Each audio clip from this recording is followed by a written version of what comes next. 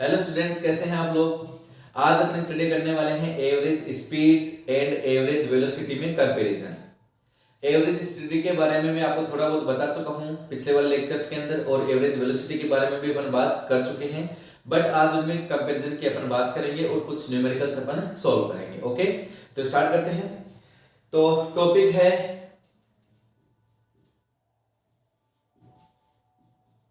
Comparison between average speed and average velocity.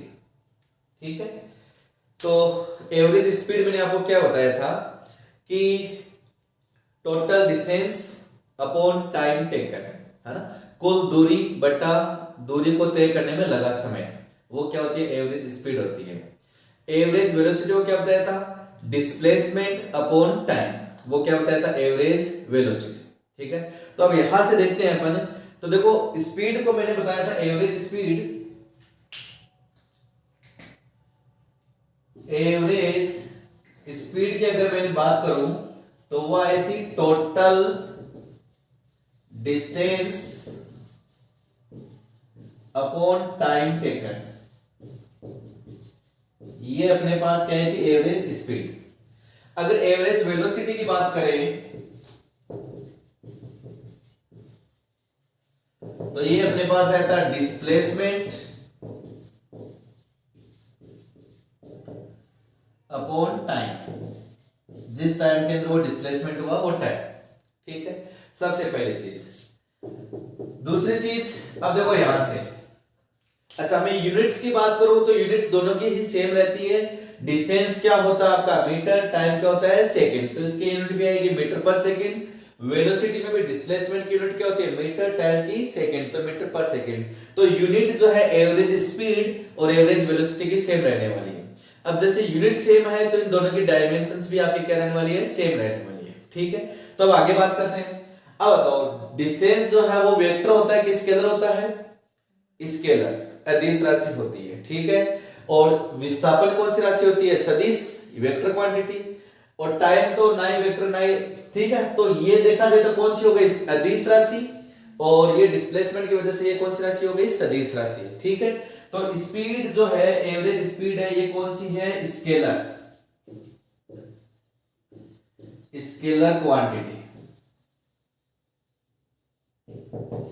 और ये आपकी कौन सी है, वेक्टर क्वांटिटी, वेक्टर क्वांटिटी। इतना क्लियर हुआ।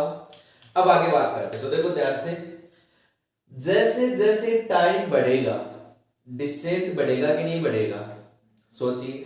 जैसे अगर पार्टिकल मोशन के अंदर है तो जैसे जैसे टाइम बढ़ता जाता है, विद टाइम पास होता जाएगा, वैसे वैसे डिस्टेंस क्या होगा, बढ़ेगा। और डिस्टेंस बढ़ेगा तो उसका स्पीड भी क्या होगा, बढ़ेगा। एवरेज स्पीड भी क्या होगा, बढ़ने वाला है। ठीक है, इधर देखो, टाइम के रेस्पेक्ट में डिस्प्लेसमेंट बढ़ भी सकता है, कम भी हो सकता है, जीरो भी हो सकता है। तो जैसे बढ़ा, वेलोसिटी क्या हुआ, इंक्रीज। डिस्प्लेसमेंट जीरो हुआ तो वेलोसिटी क्या हो गया, जीरो। और जैसे ही इसका वैल्यू डिस्प्लेसमेंट का घटने लगा तो वेलोसिटी घटने लगा, और डिस्प्लेसमेंट घटते घटते नेगेटिव हो गया तो वेलोसिटी भी क्या हो सकता है, नेगेटिव हो सकता है। ठीक है, तो यहां से एक चीज कंफर्म हो गई कि एवरेज स्पीड जो है वो हमेशा क्या होने वाला है, पॉजिटिव होने वाला है फॉर ए मूविंग पार्टिकल। अगर कोई पार्टिकल मूव हो रहा है तो समय के रेस्पेक्ट में डिस्टेंस बढ़ने वाली है, और डिस्टेंस बढ़ने वाली है तो उसका स्पीड, एवरेज स्पीड है, हमेशा बढ़ेगा और पॉजिटिव रहने वाला है। ठीक है, तो एवरेज स्पीड जो है वो ऑलवेज पॉजिटिव रहेगा। क्या रहेगा, पॉजिटिव। लेकिन ये जो है वो डिस्प्लेसमेंट पॉजिटिव है तो पॉजिटिव हुआ, डिस्प्लेसमेंट जीरो है तो जीरो हुआ, और डिस्प्लेसमेंट नेगेटिव है तो क्या हुआ, नेगेटिव। तो एवरेज वेलोसिटी जो है कैन बी पॉजिटिव या जीरो, और can be negative. Positive, negative और जीरो हो सकता है। ठीक है, तो एक बात कंफर्म हो गई कि जो एवरेज वेलोसिटी का जो मैग्नीट्यूड है वो एवरेज वेलोसिटी के मैग्नीट्यूड से हमेशा क्या रहने वाला है, ज्यादा रहने वाला है। ठीक है, क्योंकि ये तो हमेशा ज्यादा ही रहेगा डिस्प्लेसमेंट से, है ना। तो यहां से कंक्लूजन आ गया कि ए मैग्नीट्यूड ऑफ एवरेज स्पीड वो हमेशा मैग्नीट्यूड ऑफ एवरेज वेलोसिटी से आपका क्या रहने वाला है, ज्यादा रहने वाला है। इतने स्टार्स क्लियर हो गए क्या भाई? ठीक है, चलिए आगे बढ़ते हैं।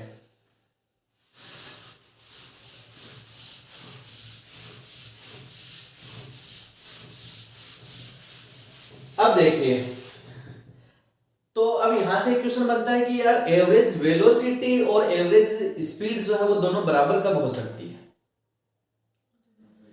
जब इधर से दूरी यानी डिस्टेंस और इधर से डिस्प्लेसमेंट बराबर हो जाए। और वो बराबर कब हो सकता है? जब पार्टिकल एक स्ट्रेट लाइन के अंदर मोशन करे विदाउट रिवर्सिंग बैक, यानी बिना मुड़े एक सीधी लाइन के अंदर चल सकता है। उस कंडीशन में उसकी average speed as well as उसकी एवरेज वेलोसिटी वो दोनों सेम हो सकती है। ठीक है, तो नेक्स्ट स्टार है when particle moving in a straight line without reversing back,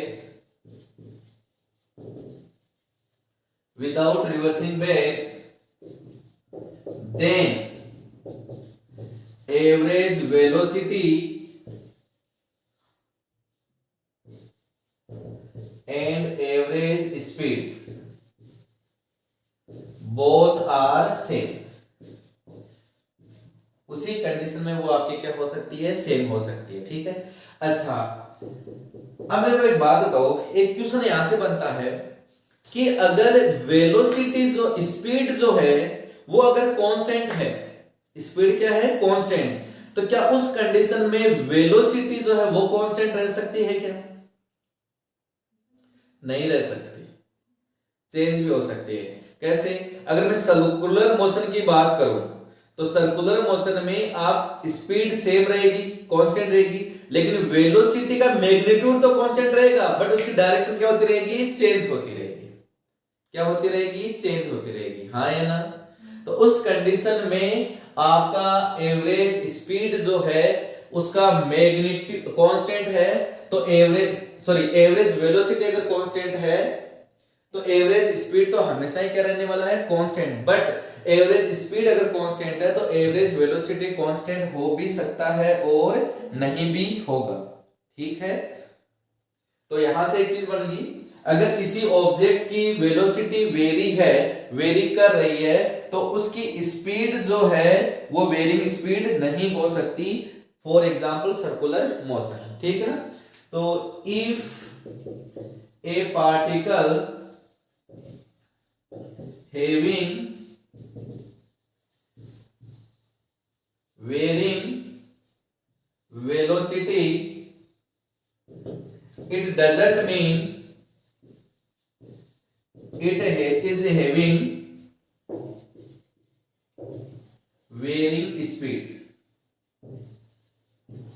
अगर किसी पार्टिकल की वेलोसिटी वेरी कर रही है तो इसका मतलब ये बिल्कुल भी नहीं है कि उसकी स्पीड वेरी कर रही है। अगर फॉर एग्जांपल की बात करूं तो सर्कुलर मोशन के अंदर ये काम आपका आएगा। इतना क्लियर है? ठीक है, एक बार इनको देख लीजिए। ठीक है, तो ये कुछ एक अपने इंपॉर्टेंट स्टार मार्किंग थे जो एवरेज स्पीड से और एवरेज वेलोसिटी से क्या थे, रिलेटेड थे। ठीक है, तो इन पे बेस्ड अपन कुछ क्वेश्चंस करते हैं, कुछ न्यूमेरिकल्स करते हैं, जिससे ये आपके अच्छे से और कवर हो जाएगा। ओके, तो स्टार्ट करें।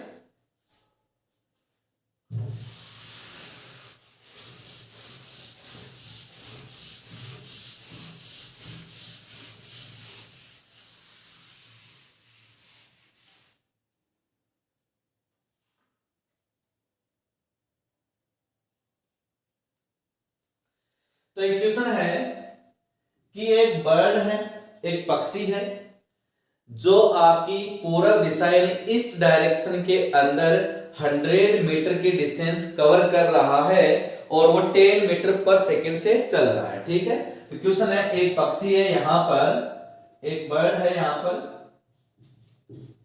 वो इस डायरेक्शन में, इसको इस डायरेक्शन में लिया, इस डायरेक्शन में 100 मीटर चल रहा है और किस से चल रहा है, 10 मीटर पर सेकंड से वो उड़ रहा है। ठीक है, और उसके बाद वो 20 मीटर पर सेकंड से चलेगा लेकिन डायरेक्शन को रिवर्स कर लेगा, किसे, 20 मीटर पर सेकंड से चल रहा है और वो चलेगा 15 सेकंड के लिए।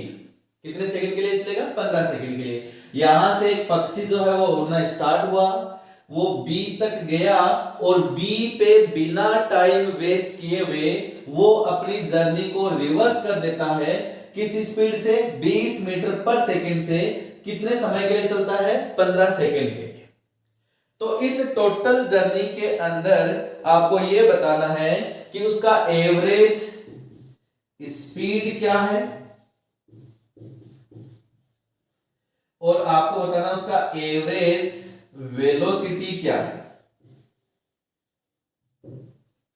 ये दो क्वेश्चन आपको करने हैं। ठीक है, वापस बता रहा हूं, a bird is flying in east direction. अगर मैं इस डायरेक्शन को ईस्ट ले लूं तो if a bird is flying from point A in east direction with 10 meter per second to 100 meters. After reaching point B, the bird is flying in reverse direction without wasting time with 20 meter per second till 15 second. तो यहां पर पहुंच रहा है। तो इस total journey के अंदर you have to find average speed as well as average velocity. तो अपने को पता है, अगर मेरे को एवरेज स्पीड चाहिए, क्या चाहिए, एवरेज स्पीड, तो मेरे पास चाहिए टोटल डिस्टेंस और मेरे को चाहिए टाइम टेकन, कितना टाइम लगा और यहां से आके यहां बी से चल के वापस सी तक जाने में टोटल टाइम कितना लगा और टोटल डिस्टेंस कितनी हुई। इससे तो मेरे पास क्या आ जाएगी, एवरेज स्पीड आ जाएगी। अगर मैं यहां पर एवरेज वेलोसिटी की बात करूं, एवरेज वेलोसिटी, तो वो क्या आ जाएगा, डिस्प्लेसमेंट अपॉन टाइम।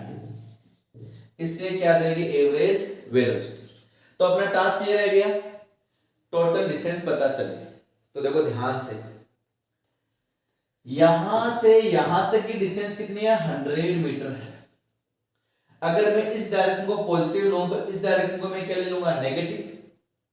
ठीक है, चलिए करते हैं। तो ये डिस्टेंस तो 100 मीटर है, मेरे को यहां से यहां तक की डिस्टेंस पता चल जाए तो मेरा काम बन सकता है। अब यहां से यहां तक की डिस्टेंस पता करने के लिए मेरे पास ये स्पीड दे रखी है और ये क्या दे रखा है, टाइम। अगर मैं स्पीड को टाइम से मल्टीप्लाई कर दूं तो मेरे पास डिस्टेंस आएगा कि नहीं आएगा। आपको पता ही है डिस्टेंस जो है वो क्या होता है, स्पीड इनटू टाइम। अगर कांस्टेंट स्पीड है तो मेरे पास ये डिस्टेंस आ जाएगी। तो पता करें, तो ये डिस्टेंस कितनी आ जाएगी, 20 इंटू 10 सॉरी 15, तो कितना आ जाएगी, 300 मीटर। ये मेरे पास क्या आ गई, डिस्टेंस आ गई। अब टाइम ये तो पता, लेकिन ये वाला टाइम नहीं पता मेरे को। तो इधर मेरे को स्पीड दे रखी है और क्या दे रखी है, डिस्टेंस। तो टाइम जो है मेरे पास कहां से आ जाएगा, डिस्टेंस अपॉन स्पीड से। डिस्टेंस अपॉन स्पीड से मेरे पास क्या जाएगा, टाइम। तो अगर मैं यहां से यहां तक का टाइम पता करूं तो 100 डिवाइड बाई 10, तो कितना आ गया, 10 सेकेंड। ये मेरे पास क्या आ गया, टाइम। पहली जर्नी के अंदर मेरे को क्या दिया हुआ था, वेलोसिटी, स्पीड एंड डिस्टेंस, तो टाइम पता कर लिया। सेकंड जर्नी में मेरे को क्या दिया हुआ था, स्पीड एंड टाइम, तो मैंने क्या पता कर लिया, डिस्टेंस। मेरा काम हो गया। तो अगर मैं ये वाला पता करूं तो टोटल डिस्टेंस क्या हो गई, 100 और ये आ गई 300 डिवाइड बाई ये आ गया 10 सेकंड और 15 सेकंड, तो ये आ गया 400 डिवाइड बाई 25। ये अपने पास क्या आ गया एवरेज स्पीड, तो ये आ गया 16 मीटर पर सेकेंड। ये अपने पास एवरेज स्पीड आ गई।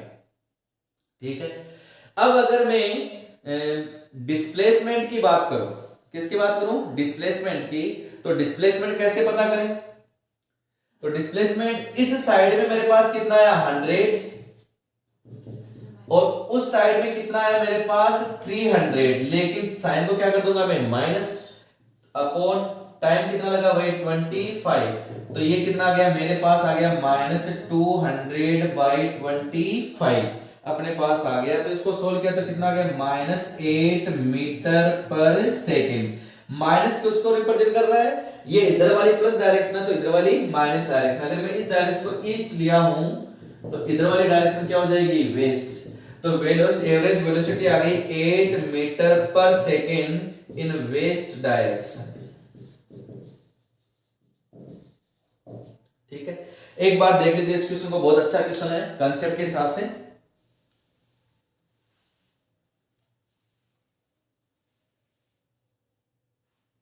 ठीक है, चलिए आगे क्वेश्चन पे मूव करें।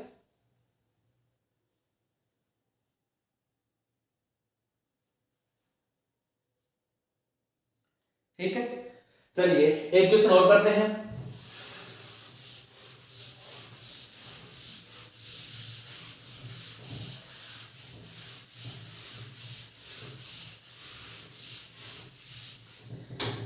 तो एक क्वेश्चन है कि आप जो है वो जयपुर से अजमेर जा रहे हो,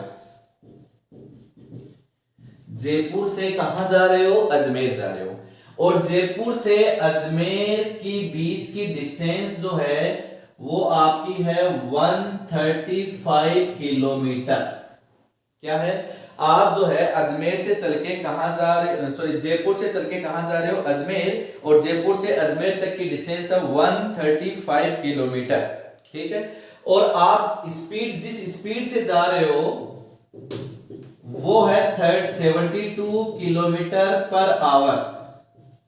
किस स्पीड से जा रहे हो, 72 किलोमीटर पर आवर की स्पीड से आप जयपुर से अजमेर की जो 135 किलोमीटर की डिस्टेंस है उसको कवर करते हो। और क्वेश्चन में ये दिया हुआ है कि जयपुर से अजमेर जाने में आपको जो टोटल जर्नी का टाइम लगना है, जर्नी टाइम वो लगना है 2.5 आवर, यानी टोटल आपको 2.5 घंटे लगाने हैं। इस स्पीड से चलोगे, इतना चलोगे, तो क्वेश्चन है कि इस जर्नी के दौरान आपको लंच टाइम के लिए रुकना है। टोटल मेरे को 2.5 घंटे में अजमेर पहुंचना है, इस स्पीड से जाना है, इतनी दूरी तय करनी है, तो मेरे पास लंच टाइम कितना बचेगा, कितना लंच टाइम मेरे पास बचेगा। यानी कि इस टाइम, ये टोटल जर्नी टाइम हो गया, टोटल मेरे को जयपुर से अजमेर पहुंचने तक का टाइम, इस टाइम में से कितना मेरे को ये डिस्टेंस ट्रेवल करने में लग रहा है, इसके अलावा जो बचेगा वो मेरे पास क्या हो जाएगा लंच टाइम। तो करेक्ट, तो मेरे पास डिस्टेंस दे रखी है 135 किलोमीटर, स्पीड मेरे को दे रखी है 72 किलोमीटर पर आवर। अगर मेरे को टाइम चाहिए, क्या चाहिए टाइम, तो क्या जाएगा डिस्टेंस अपॉन वेलोसिटी या स्पीड, तो कितना आ गया 135 अपॉन 72, कितना जाएगा 135 अपॉन 72 मेरे पास आ जाएगा। इसको जब सिंप्लीफाई करोगे तो ये अपने पास आने वाला है 1 आवर 52.5 मिनट्स, 1 घंटा और लगभग 52.5 मिनट का टाइम लगेगा इस डिस्टेंस को इस वेलोसिटी या इस स्पीड से कवर करने में। टोटल टाइम मेरे को कितना दिया हुआ है 2.5 घंटे, तो लंच टाइम कितना बच जाएगा मेरे पास, लंच टाइम, तो टोटल टाइम माइनस ये जो टाइम है वो लगा, वो कितना लगा 1 आवर 52.5 मिनट, तो ये था 2.5 घंटे, 2 घंटे 30 मिनट में से 1 आवर 52.5 मिनट गया, तो अपने पास जो टाइम बचेगा वो बचेगा नियर अबाउट 37.5 मिनट। यानी इतने टाइम के लिए मैं बीच जर्नी के अंदर स्टॉपेज ले सकता